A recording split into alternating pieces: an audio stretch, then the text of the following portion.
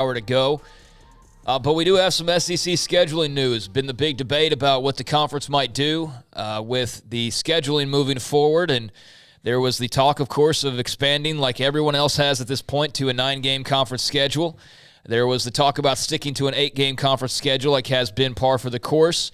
And, some talk about kicking the can down the road. And now we know what they're going to do. And, well, at least in 2024, we know what they're going to do. In 2024, when Oklahoma and Texas join the conference and the league becomes 16 teams, the SEC will play the exact same amount of conference games they're already playing. 8-game schedule is what the SEC is locked into for 2024, so no change, even with the addition of 2 teams.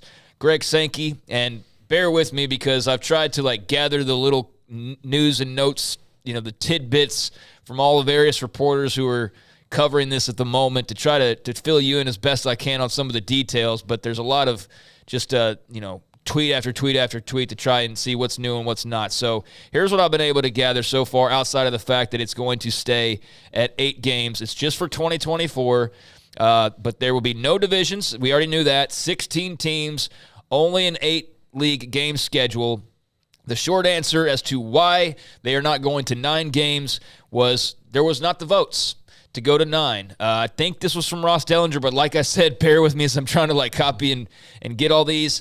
A majority of the 14 schools was needed, which would have been 8 votes, Paul, out of 14. Mm-hmm. And the belief is that there were only 5 votes for the 9-game schedule. So 3 short of what they needed to get to a majority for the 9-game schedule. Now, I guess you could, go back through and parse through on who said what, when, and what their opinions were. We know that Oklahoma and Texas, and I don't know if did we touch on the fact that Del Conte let it be known that Texas was in favor of 9 games?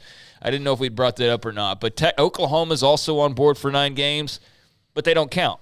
They don't count right now. So next year when they revisit this, perhaps you can add 2 more to that total, but that would still be short of the majority. So, 5 votes when they needed 9, and so the SEC is staying at 8 games for 2024. The schedules for 2024 will be released on the SEC Network on June the 14th. It will not include the dates. It will only be the matchups themselves. The league says it will preserve the primary and secondary rivalries with their scheduling. And also, let's see, it was apparently unanimous on deciding to move this compromising. I guess it was unanimous to basically kick the can down the road. Let's not keep fighting over it. Let's kick the can down the road to next year. As far as choosing the 8 opponents for each team, Greg Sankey says that they will rely on fairness and balance as well as traditional rivalries. So there you have it, 2024, 8 SEC games. We'll know the opponents on June 14th on SEC Network, and they will preserve primary and secondary rivalries. So there you have it. There's the answer to the nation's biggest question at the moment. Yeah, so that means that Texas, well, if they preserve primary and secondary rivalries, they're going to play A&M. Oklahoma. Well, A&M's secondary rival is South Carolina, right? I guess at the moment it is, yeah. So, but I think that changes when you add a couple teams in there. Yeah, you have to change it. There you go. So they'll play Texas in that year. They probably won't play Georgia, and won't do that again because that would be funny. If it's no divisions though, would A&M's rival be LSU? Well, that's their primary rival right now. Okay. I think, if it's like it was South Carolina, I think that changes now to Texas and Oklahoma. I mean, it's got to. Yeah, you have to factor them in somewhere, right? And I think it would be silly to have them Oklahoma's playing Kentucky, and Texas, you get South Carolina. I mean, the matchups there, it's the matchup everybody wants to see at this point in regards to people in this state, Texas and Texas A&M. So, I mean, that would be the big shocker, though, as they announce it, and it's, I guess A&M's playing LSU in South Carolina, and Texas is playing whoever they would be playing out at Oklahoma. And then I guess that does answer it, though. If you got 2, who is your second? Oklahoma would make sense with Missouri, I would think, but I don't know. Yeah. I don't know what the full list of the teams are, because I think that was out there at one point, and I didn't memorize that of what the speculated matchups were going to be. I'm just thinking Arkansas though, because that's a rival, and they go out and did at Jerry World and everything. Arkansas would make sense. Yeah. A&M and Arkansas was a Jerry World matchup there for a little while. Yeah, I mean Oklahoma, just Missouri because of that Big 12 connection, the history there, but Arkansas because they're neighbors. But Texas OU, we know, will be one of them. So, yeah, that's going to be part of filling it in, and I'm sure there's a lot of discussion on that. But, yes, and I did see where Brandon Marcello, who we had on the show yesterday, did add the SEC will play 8 games for at least one more season, and Texas and A&M are expected to play in 2024. So, Texas, A&M, and Oklahoma, that makes sense. I don't know who OU's secondary would be, like I said, but – what are your thoughts? I think it sucks, honestly. I think that Just I like do it. to have it the same. Okay, here's the deal.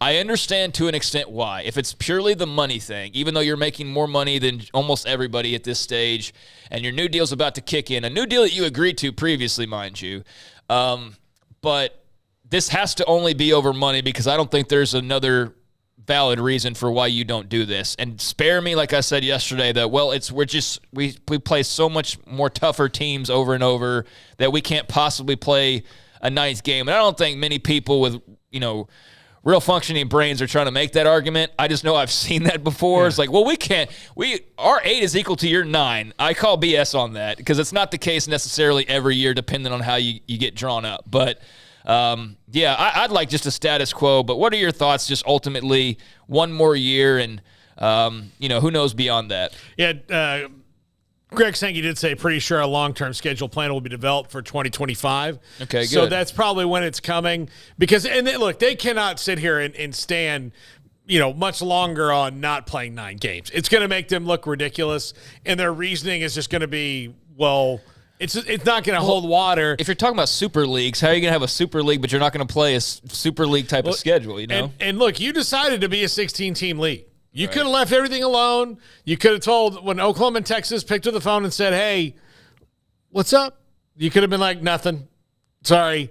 This is not what we want to do. This is where we see our model. No. You've decided to chase the money, and the money's going to be there, and ESPN will make you whole on that. I promise you that.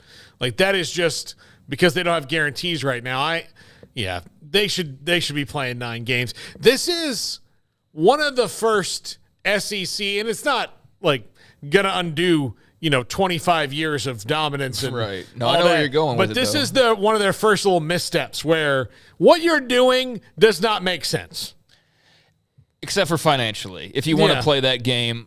But even then, what are we talking about here? Well, if you're the baddest dude on the block and you remind everybody constantly that you're the baddest dude on the block and you show them the rings to say that you're the baddest dude on the block and then somebody else comes up and wants to challenge you and then you're like, nah, and I know it's not quite a great comparison, but, I mean, there's a lot of tough talk that comes out of there. And the fact that you're going to be the one conference that's playing one less conference game, I don't think that holds up over the long term. So I think this will be a temporary deal, and that, I think they know it too, that everybody should play the same amount of games. And so they'll get their money eventually. Now, I don't know how that part works out. I don't know how that works. Like, do they go to ESPN and say, we'll play 9, but only if you add another $150 million to the deal? I don't know how open to that ESPN will be. So maybe there's more delay, but at least for right now, we know the final, decision, and that will be 8-game schedule for SEC in 2024.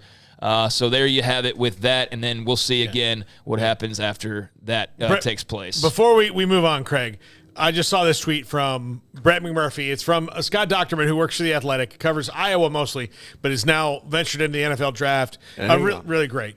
So put this up, and this will also hurt their argument of our schedule is hard. Yeah. And everybody's mean. No, yeah, I mean. Yeah, this hurts that argument altogether when Garrett gets this up. Give me a second. Hang on, it's coming. Yeah. So there are Power 5, there are 5 Power 5 conferences, and there are varying teams in that league, and this is the list of Power 5 teams that play 10 or more. I'm having technical issues. Give me 1 second. Here we go. I had this cool thing all laid out. I know. I messed this up. It's fine. No, it's fine, Garrett. I forgive you instantly and love you nearly unconditionally. All right, here we go. Okay, here we go. from Scott Docterman, teams are playing at least 10 Power 5 opponents in 2023. The Big Ten has 13 of 14. The Big 12 has 11 of 14.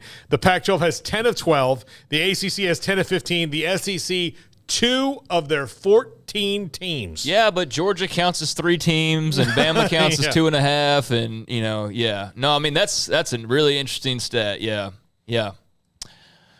Well, I think that this will be a temporary deal. Here's the deal. I don't even.